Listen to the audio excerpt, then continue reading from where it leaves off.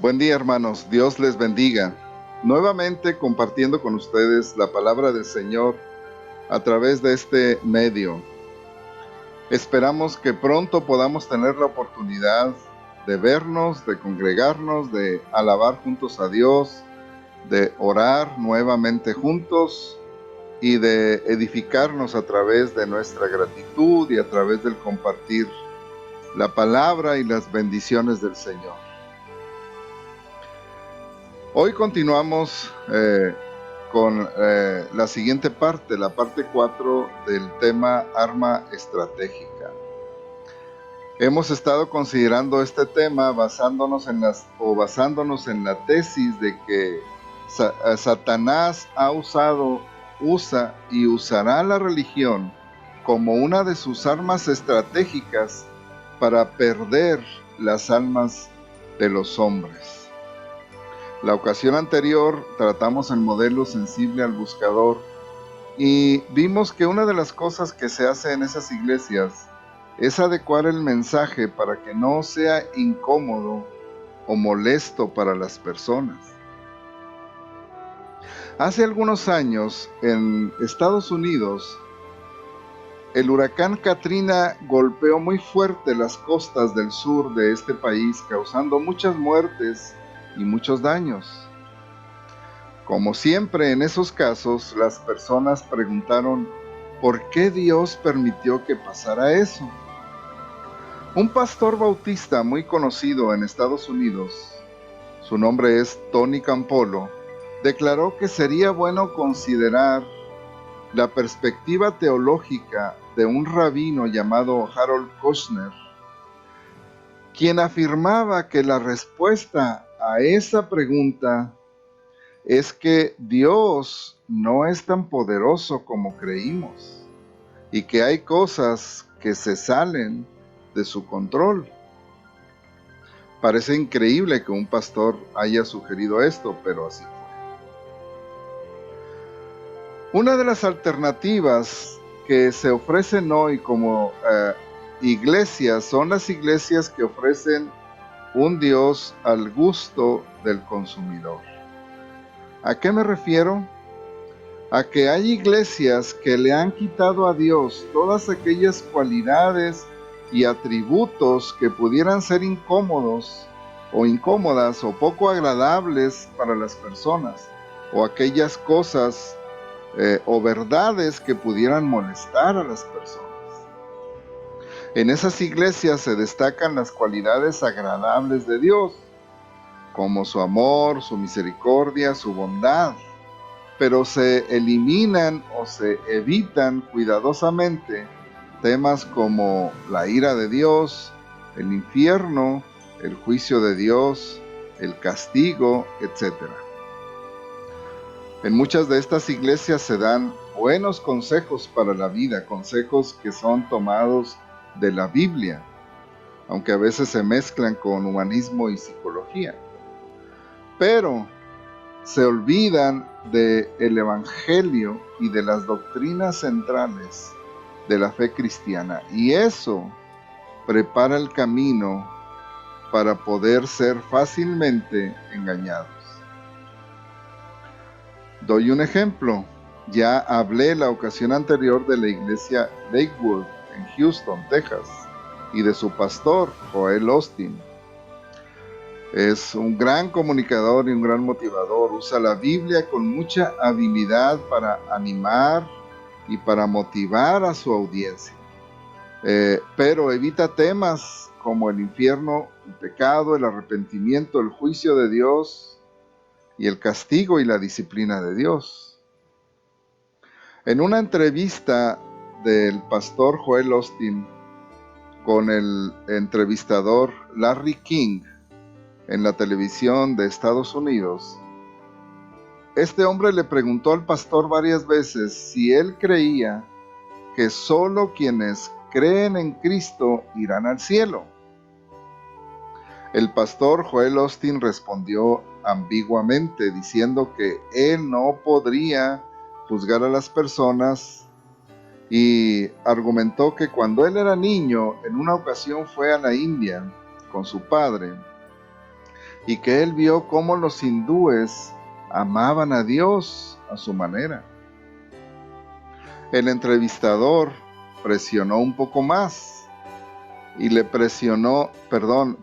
preguntó si él creía que un musulmán podría ir al cielo.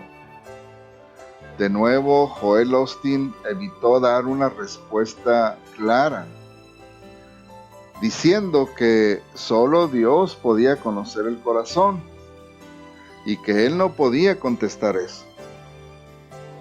Larry King, que era un entrevistador muy experimentado, presionó aún más y le preguntó si un ateo podría ir al cielo. De nuevo, Osteen dio la misma respuesta ambigua. En otra ocasión, siendo entrevistado por Oprah, otra personalidad de la televisión norteamericana, ella le preguntó si él creía que solo había un camino al cielo. Muy hábilmente, Osteen le contestó que solo Jesús es el camino al cielo, pero que él creía que había muchos caminos para llegar a Jesús. ¿Por qué Joel Osteen fue tan ambiguo en sus respuestas? Por razón de la imagen y de la mercadotecnia de su iglesia, de su organización. Entre más ambiguo uno sea, más amplio es el mercado. Es parecido a lo que pasa en el mercado de la música cristiana. Entre más ambiguo sea un canto, más público podrá recibirlo. Me explico. Si un canto dice explícitamente que Jesucristo es el único Señor y Salvador, que es el único camino a Dios, o que fuera de Él no hay salvación, habrá muchas personas a quienes no les gustará escuchar esto.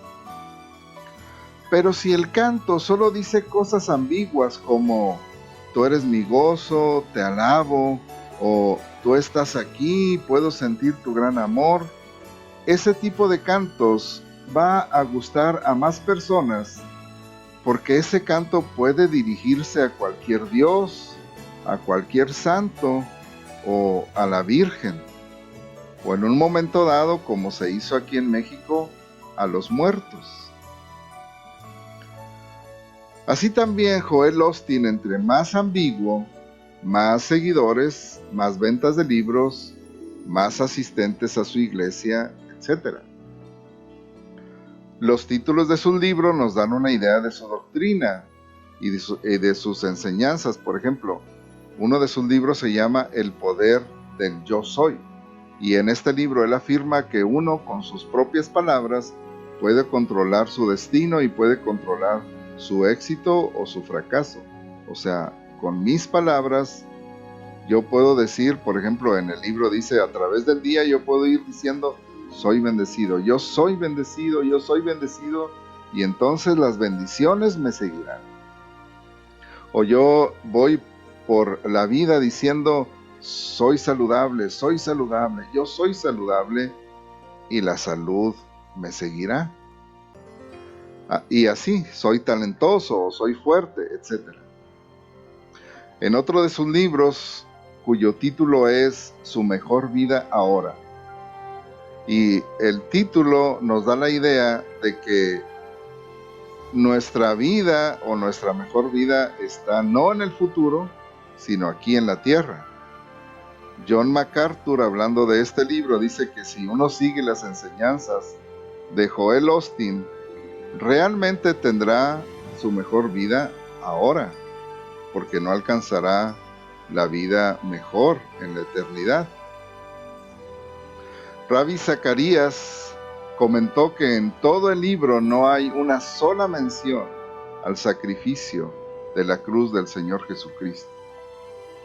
Y respecto a este tipo de predicación, Ravi Zacharias, él platica que en una ocasión estaba hablando con un destacado líder de este tipo de iglesias, y este hombre le comentó a Ravi Zacharias que había estado conversando con un musulmán y en la conversación él, siendo cristiano, y el musulmán habían encontrado que no había mucha diferencia entre las dos religiones, entre el Islam y el cristianismo, y que en realidad ellos, dijo este hombre cristiano, tenemos muchas cosas en común con el Islam. Rabbi Zacarías se sorprendió de lo que estaba escuchando y le dijo, no es posible porque ellos no creen en que Jesús murió en la cruz. Ellos niegan el Nuevo Testamento. No creen que el Nuevo Testamento sean escrituras inspiradas por Dios. No creen en la resurrección. No creen en la segunda venida de Cristo. En general, ellos no creen en el Evangelio del Señor Jesucristo. El problema, dice Rabbi Zacarías, con este tipo de iglesias y este tipo de enseñanzas es que las personas no conocen las doctrinas del cristianismo, por lo tanto no saben lo que creen y por eso no pueden distinguir la verdad. Dios, hermanos, se nos ha revelado en su palabra. En la Biblia podemos conocer los atributos de Dios, que Dios es todopoderoso, que Dios es santo, que Dios sabe todas las cosas, es omnisciente, que Dios es bueno, que nos ama, que es justo, que Él es soberano, que Dios es eterno, etc. Podemos conocer aquí en la palabra de Dios el plan de salvación que Dios ha diseñado para cada uno de nosotros y para toda su creación. Algunos de los atributos de Dios que se revelan en la palabra de Dios están más allá de nuestra comprensión, como por ejemplo la eternidad de Dios. Es decir, que Dios no tuvo principio ni tendrá fin, es algo que está fuera de nuestra comprensión. Lo sabemos, pero es difícil poder comprenderlo. También la Trinidad es una verdad que se encuentra en la Biblia, pero que es complicado de poder explicar o entender. Sin embargo, son verdades que están en la Biblia y no podemos negarlas. Hay verdades en la Biblia que puede ser que no nos gusten, como por ejemplo la existencia del infierno, pero están allí y no podemos simplemente ignorarlas. Algunas veces como humanos, nosotros, ante la imposibilidad de comprender alguna parte de la revelación de Dios, tendemos a eliminar esa parte o buscar una alternativa que sea para nosotros comprensible o razonable. De esa manera tenemos la tendencia a acomodar el concepto de Dios para que se adapte a nuestra comprensión o a nuestra idea personal de Dios. De allí la sugerencia del pastor Tony Campolo de decir que ante las tragedias que suceden en la humanidad, quizá la opción que tenemos es decir, bueno, es que Dios no es tan poderoso como creíamos y hay cosas que Él no puede controlar.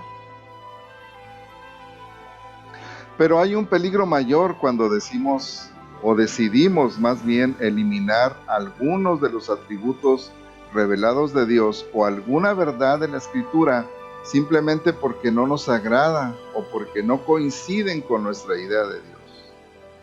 Porque al hacerlo, entonces empezamos a modelar un Dios según nuestra conveniencia y de acuerdo a nuestras ideas preconcebidas. Todos hemos escuchado a personas que dicen algo como esto: no, Dios no castiga a nadie porque Dios es amor. No, mi Dios no puede hacer eso porque mi Dios es amor. Y así, ese no es el Dios en que yo creo, dicen algunas personas. Básicamente, ese fue el pecado en el que Israel y Judá cayeron cuando comenzaron a adorar ídolos. Dios les dijo en repetidas ocasiones que ellos se iban tras la imaginación de su corazón. Eso dice los profetas. Dios les envió profeta tras profeta a su pueblo para advertirles del peligro de hacerse dioses falsos y seguir tras ellos. Pero el pueblo cerró sus oídos y sus corazones al mensaje de Dios y decidieron seguir adorando esas deidades que finalmente fueron la causa de su ruina. En Jeremías 35, versículo 15, dice la Nueva Versión Internacional: Dios le dice a su pueblo: además, no he dejado de enviarles a mis siervos, los profetas, para decirles: conviértanse ya de su mal camino, enmienden sus acciones y no sigan a otros dioses para servirlos. Entonces habitarán en la tierra que yo les he dado a ustedes y a sus antepasados. Pero ustedes no me han prestado atención y no me han hecho caso. Si leemos las advertencias de los profetas como Isaías y Jeremías, vemos precisamente que gran parte del problema de la idolatría está en el corazón del hombre, en seguir la imaginación de su corazón. En Isaías 44, gran parte de este capítulo trata sobre la idolatría. Leo algunos versículos. Del versículo del 16 al 20 dice Isaías 44: parte del leño quema en el fuego, hablando de los que hacen los ídolos. Dice: parte del leño quema en el fuego, con parte de él come carne, prepara un asado y se sacia. Después se calienta y dice: oh, me he calentado, he visto el fuego.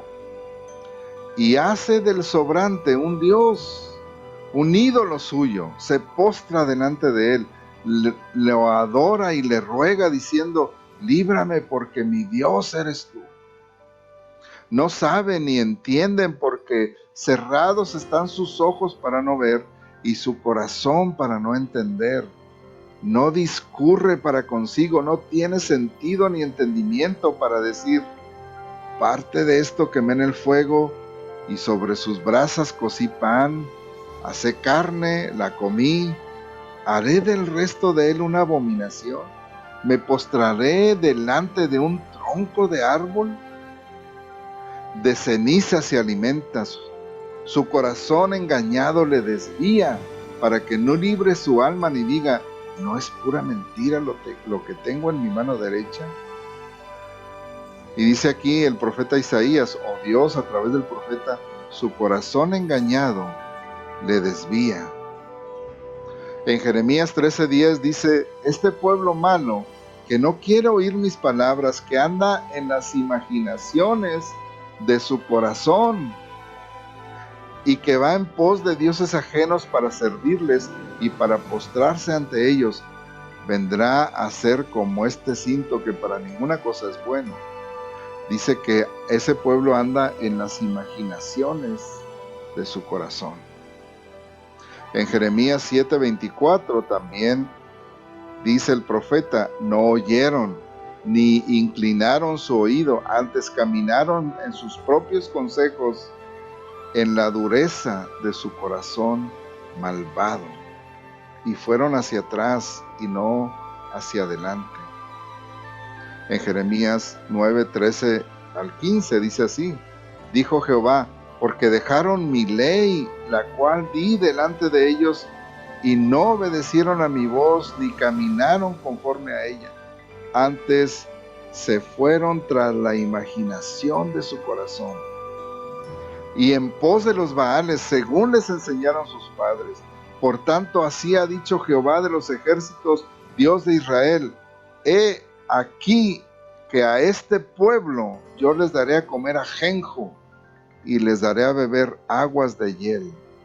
Una vez más, dice aquí también en Jeremías 9:14, se fueron tras la imaginación de su corazón. Y varias veces en el libro de Isaías, en Isaías 40:18 y en Isaías 40:25, Dios le dice al pueblo: ¿a qué pues haréis semejante a Dios? ¿O qué imagen le compondréis? ¿A qué pues me haréis semejante o me compararéis? Dice el Santo. Porque en realidad Dios ha revelado su carácter. No podemos hacerlo semejante a ninguna otra cosa. Dios es Dios. Él es el yo soy. Él es el que es. Yo soy el que soy, le dijo Dios a Moisés. No podemos compararlo ni hacerlo semejante a nada, porque Él es Dios. Y en Jeremías 11:8 dice: pero no oyeron, ni inclinaron su oído, antes se fueron cada uno tras la imaginación de su malvado corazón. Por tanto traeré sobre ellos todas las palabras de este pacto, el cual mandé que cumpliesen y no cumplieron. Y en Jeremías 16:12, una vez más dice: vosotros habéis hecho peor que vuestros padres, porque he aquí que vosotros camináis cada uno tras la imaginación de su malvado corazón, no oyéndome a mí. Jeremías 17:9 es un texto que muchos conocemos cuando dice: Dios, engañoso es el corazón más que todas las cosas y perverso. ¿Quién lo conocerá? Estos textos nos indican que la idolatría que se origina en el engaño de Satanás encuentra una buena recepción en el corazón engañoso y perverso del hombre. La idolatría es atractiva porque se adapta a la maldad del corazón del hombre, a la imaginación de su malvado corazón. Dios le había dado a Israel su palabra, en la cual había revelado su carácter, sus atributos, su voluntad, sus planes para la nación. Pero ellos rechazaron la palabra de Dios. Luego Dios les siguió enviando profetas para que les recordaran el pacto y las promesas de Dios, pero ellos cerraron sus ojos y sus oídos y prefirieron ignorar el mensaje de Dios y matar a los profetas. El pueblo rechazó la verdad de Dios y al hacerlo no les quedó más que inventar su propia mentira o ir tras los dioses falsos de las naciones vecinas. Esos dioses les eran más atractivos que el Dios verdadero. ¿Por qué? Bueno, doy varias razones. Uno, primero porque eran dioses similares a ellos.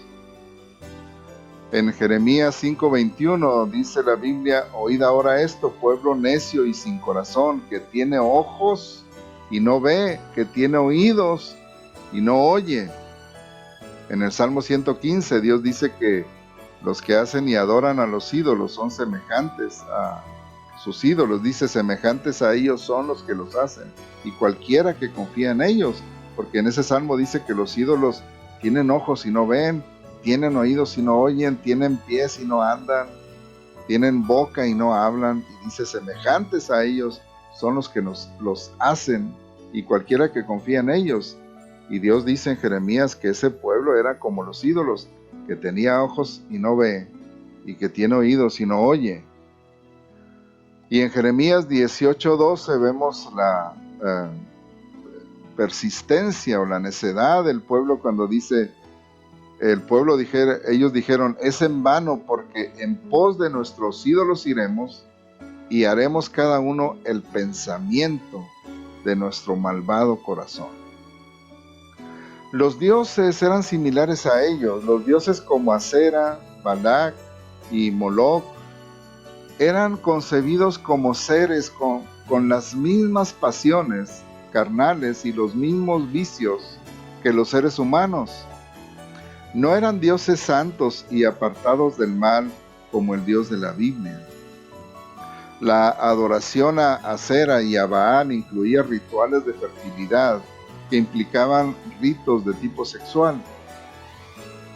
Y Moloc era un dios que se le ofrecían niños en sacrificio. Los niños se quemaban en los brazos de Moloc. Esos dioses no demandaban ni requerían rectitud ni justicia de parte de sus adoradores. Solamente con cumplir los rituales y los sacrificios era suficiente. Podías seguir viviendo como bien te pareciera. El Dios de la Biblia, en cambio, que se había revelado al pueblo a través de Moisés, el profeta Moisés, le dijo en Deuteronomio 32:4, Moisés le recuerda al pueblo, dice, Él es la roca cuya obra es perfecta, porque todos sus caminos son rectitud, Dios de verdad y sin ninguna iniquidad en Él, Él es justo y recto. Ese era el Dios que se había revelado a Israel. Pero ese Dios, que era un Dios de verdad, entonces esperaba y demandaba de su pueblo también lo mismo. Verdad, rectitud y rechazo de la iniquidad. Justicia, Él es justo y recto. Y Dios se lo hizo saber al pueblo. En Levítico 11:45 les dijo, porque yo soy Jehová que os hago subir de la tierra de Egipto para ser vuestro Dios. Seréis pues santos, porque yo soy santo. El Dios de la Biblia, el Dios que se había revelado, sí demandaba rectitud, santidad, justicia. Los ídolos no.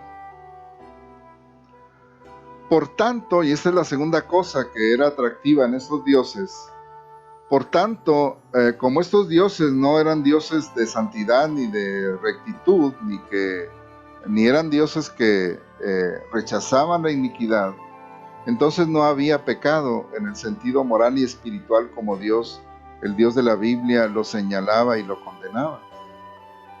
No había santidad, por lo tanto no había pecado. No había algo que condenar, digamos así. Esto era agradable a las personas. No había castigo por el pecado, y esa es la tercera cosa. La ley de Dios establecía, y lo leemos en el libro de Éxodo y en el libro de Deuteronomio, bendiciones para la obediencia y maldiciones para la desobediencia. Pero ellos prefirieron cerrar sus ojos y sus oídos a la palabra de Dios. Desecharon las palabras de los profetas que Dios les enviaba y prefirieron las mentiras de los falsos profetas que ellos querían oír y que no anunciaban ningún castigo ni ninguna consecuencia por sus pecados. Aquellos ídolos, aquellos dioses, eran dioses que no pedían cuentas. El Dios de la Biblia, el Dios de Israel, es un Dios que demanda cuentas del ser humano. En Romanos 14:12 dice, de manera que cada uno de nosotros dará a Dios cuenta de sí. Y en Hebreos 4:13 dice que no hay cosa creada que no sea manifiesta en la presencia de Dios. Antes bien, todas las cosas están desnudas y abiertas a los ojos de aquel a quien tenemos que dar cuenta. El Dios de la Biblia es un Dios ante quien todo ser humano dará cuentas en su momento. Daremos cuenta de nuestra conducta, de nuestro trato al semejante, de cada palabra que hablemos, de cada pensamiento, de cada acción, del uso de nuestro tiempo, del uso de nuestro dinero, del uso de nuestros talentos, etc. Daremos cuenta a Dios. Pero esto no era muy agradable para muchos. Y esos dioses tampoco tenían requerimientos morales, porque, como dije, el que adoraba a los ídolos podía vivir como quisiera, siempre que cumpliera con los rituales y la adoración a ese ídolo. Perdón. Tampoco había una justicia final, ni había consecuencias por la conducta. La vida se limitaba a esta tierra. El ídolo prometía darle buenas cosechas, prometía dar abundancia, prosperidad y fertilidad a los que lo adoraban, a sus tierras. perdón, a sus ganados. Pero era solo eso, un Dios que te ayuda en todo en esta vida y que no te pedirá cuentas después. Muy conveniente y práctico, como el libro de Joel Austin, Tu mejor vida ahora. Así que cuando Jesús vino a presentarse a Israel como el Mesías enviado por Dios, fue rechazado porque no coincidía con la imagen que ellos ya se habían hecho del Mesías. Algo similar pasa en la actualidad. Así como los israelitas se iban tras la imaginación de su corazón, hoy los cristianos también estamos modelando un Dios que, aunque tomado de la Biblia, es solo una imagen parcial y a veces una imagen deformada del Dios que las Escrituras revelan. Eliminamos lo que no nos agrada o lo que nos molesta o incomoda y obtenemos una imagen a nuestro gusto. Eso es idolatría. Eso está sucediendo en iglesias cristianas en la actualidad, de manera que el domingo se convierte en muchos casos en un día de adoración idólatra, porque se adora a un Dios armado o diseñado a nuestro gusto, no al Dios de la Biblia.